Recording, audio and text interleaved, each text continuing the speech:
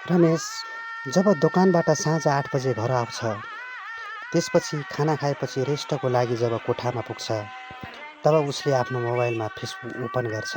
तब रश्मि नाम गरेकी अपरिचित युवतीले फ्रेन्ड रिक्वेस्ट गरेकी हुन्छन् अनि ऊ त्यो फेसबुक प्रोफाइललाई रश्मि नाम गरेको प्रोफाइललाई हेर्छ, जहाँ सुन्दर तस्बिरसँगै ताजमहल, गोवा, मनाली जस्ता इन्डियाका थुप्रै ठाउँहरू, great wall of China, KL tower जस्ता भारत, चाइना, मलेसिया, दुबई र नेपालका विभिन्न ठाउँहरूमा खिचिएको फोटो र त्यो फोटोसँग जोडिएको आत्मीय तस्बिर देख्न मिल्छ। लाग्छ त्यो फोटो हेर्दै गर्दा त्यो स्वर्गकी अप्सरा हो। अनि ऊ सोच्छ, यति राम्रै मान्छे एउटा फ्रेन्ड रिक्वेस्ट एक्सेप्ट गरेर किन बिग्रिन्छ र म फ्रेन्ड रिक्वेस्ट एक्सेप्ट गरिदिन्छु र ऊ फ्रेन्ड रिक्वेस्ट एक्सेप्ट गर्छ। सम्पूर्णमा नमस्कार, म दुर्गा केसी। आज म तपाईहरुलाई सुनाउँदैछु नेपालमा एउटा समस्याको रूपमा फैलिएको हनी ट्र्यापको बारेमा एउटा यथार्थ कथा, जसलाई शीर्षक दिएको छु एउटा म्यासेजभित्र लुकेको हनी ट्र्यापको कथा। र यस कथामा देखाइएका पात्र, घटना, स्थान र सिङ्गो वस्तुस्थिति पूर्ण रूपमा काल्पनिक हुन्।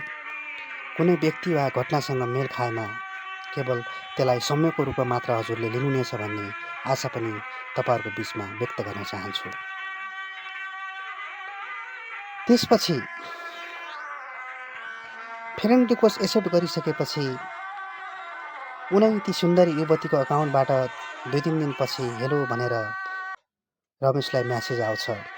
त्यसपछि केही दिनसम्म हाई हेलो सन्चो बिसन्चो हुँदै उनीहरूको सुख दुःखका कुराहरू हुन थाल्छन् अनि आफ्ना कामहरू, आफ्नो घर परिवारको वातावरणदेखि लिएर सबै कुराहरू उनीहरूको बीचमा सेयर हुँदै जान्छन्। समयको अन्तरालसँगै उनीहरूमा एकअर्कामा आत्मीयता यसरी बढ्दै जान्छ। उनीहरूले अब फेसबुकबाट होइन, फोन कल र मेसेन्जर, व्हाट्सएपबाट, भिडियो कलबाट कुरा गर्न थाल्छन्। एक दिन रश्मिले भन्छन्, रमेशजी, तपाईका प्रोफाइल तस्बिर, तपाईले लेखेका त्यो फेसबुकमा ती शब्दहरू साँच्चै मलाई कति धेरै मन पर्न थाल्यो। कि अब तपाईका ती प्रोफाइलका फोटाहरू नहेरी मलाई भोक पनि लाग्दैन। कसैलाई नभन्नु नि, मेरो प्रिय मान्छे मोबाइलको फोटो हेरेर भए पनि तपाईको त्यो फोटोमा चुप्पा खाएर मात्र मलाई रातको निद लाग्छ। साच्चै भनौँ रमेशजी, तपाईको प्रेम रोगले मलाई छोयो नि। तपाईले मलाई माया गर्नुहुन्छ कि नै? अब त भेट्नुपर्छ नि। तपाईको पसलमा आफ्ना बुवा आमालाई राख्नुहोला। एक दिन तपाई र म घुम्नुपर्छ नि र भेट हुनुपर्छ। मनको कुरा सबै पोख्नुपर्छ नि, भेटघाट हुनुपर्छ नि। अरू मलाई थाहा छैन नि, समय तपाईले जसरी पनि मिलाउनुपर्छ। रात छिप्पिँदै थियो अनि उनी भन्छन्, अब म सोच्छु धेरै रातसम्म कुरा गर्ने होइन। Good night, love you baby. चुप्पाको साथमा व्हाट्सएपको फोन कल बन्द हुन्छ। रमेश ती सुन्दरीको आवाजले आफैमा मक्खै भइहाल्छ। भोलि बिहानै 7 बजे फेरि व्हाट्सएपमा म्यासेज आउँछ, गुड मर्निङ बेबी, चिया नास्ता भयो त? चाँडै उठेर नास्ता खाएर समयमा दोकानमा जानु ल।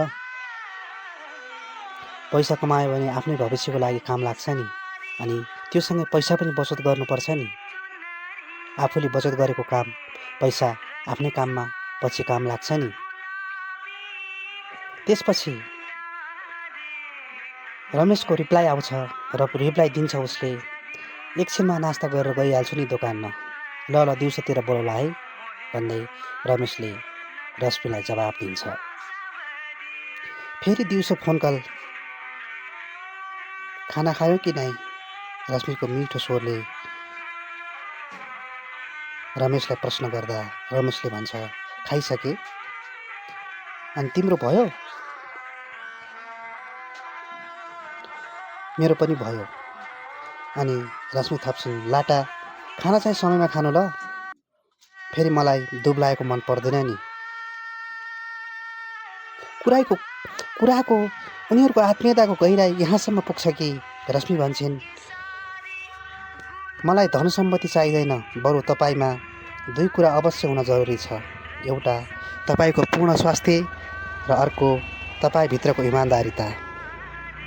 र त्यो इमान्दारिताले सधैँभरि तपाईँ हाम्रो जिन्दगी बितोस् र तपाईँसँग त्यो इमान्दारितासँगै मैले जीवन बिताउने विचार गरेको छु।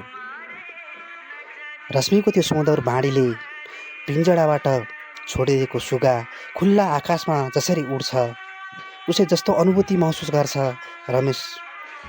रमेशले पनि त्यस्तै महसुस गर्यो त्यो रश्मिको आवाजसँगै। अर्को दिन राति रश्मिले फेरि फोन गर्छिन्। उनीहरूको आत्मीयता बढ्दै गइरहेको छ। व्हाट्सएपमा भिडियो कल गरेर भन्छन्, आज मजासँग दिल खोलेर कुरा गर्नुपर्छ ल मेरो राजा। अनि रमेश भन्छ, हुन्छ नि, अवश्य पनि।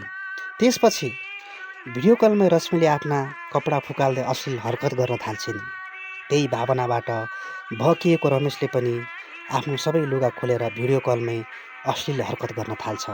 तर रमेश विश्वासमा यति अन्धो भइसकेको थियो कि रश्मिले त्यो भिडियो कलको अश्लील गतिविधि आफ्नो मोबाइलको स्क्रिनमा रेकर्ड गरिरहेकी छिन् भनेर उसलाई थाहा नै हुँदैन।